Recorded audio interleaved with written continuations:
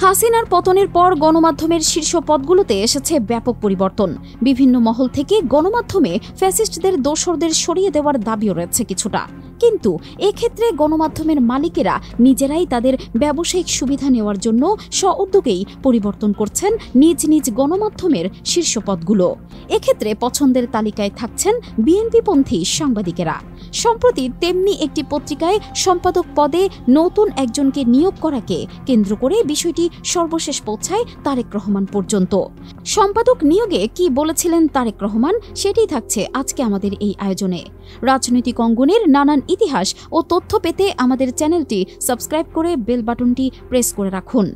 গণমাধ্যম নিয়ে কাজ করার জাওয়াদ নির্ঝর বলেন, কিছুদিন আগে এক পত্রিকার সম্পাদক পদের কাকে নেবে সেটা পরামর্শ চাওয়ার জন্য বিএনপির সিনিয়র ভাইস চেয়ারম্যান তারেক রহমানের সাথে যোগাযোগ করেন মালিকপক্ষ। তারেক রহমানের কোনো পছন্দ আছে কিনা বা তার দলের কোনো সাংবাদিককে সম্পাদক বানানোর পরামর্শ আছে কিনা জানতে চায় ওই পত্রিকার মালিকপক্ষ। তারেক রহমানের পক্ষ থেকে এই ব্যাপারে কোনো মন্তব্য করা হয়নি। উনি পরিষ্কার জানান তার বা তার দলের কোনো পছন্দ নেই। এরপর ওই পত্রিকার মালিকপক্ষ তাদের শর্টলিস্ট চূড়ান্ত করা একজনের নাম দিয়ে তার সম্পর্কে জানতে চায়। পরবর্তীতে সেই শর্টলিস্টের ব্যক্তি সম্পাদক পদে পত্রিকায় বসেছেন মালিকপক্ষের ইচ্ছায়।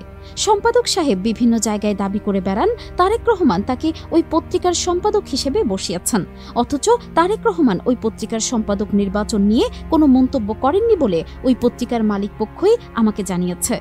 উপরের এই লেখাটার একটাই কারণ, অনেক বিএনপিপন্থী সাংবাদিক নেতা নানা অপকর্মে তারেক রহমানকে বিক্রি করেন। কিছু হইলেই বলেন লন্ডনে ভাইয়া জানে। আসলেই কি ভাইয়া জানেন? এভাবে ভাইয়াকে বেঁচে আর কতদিন?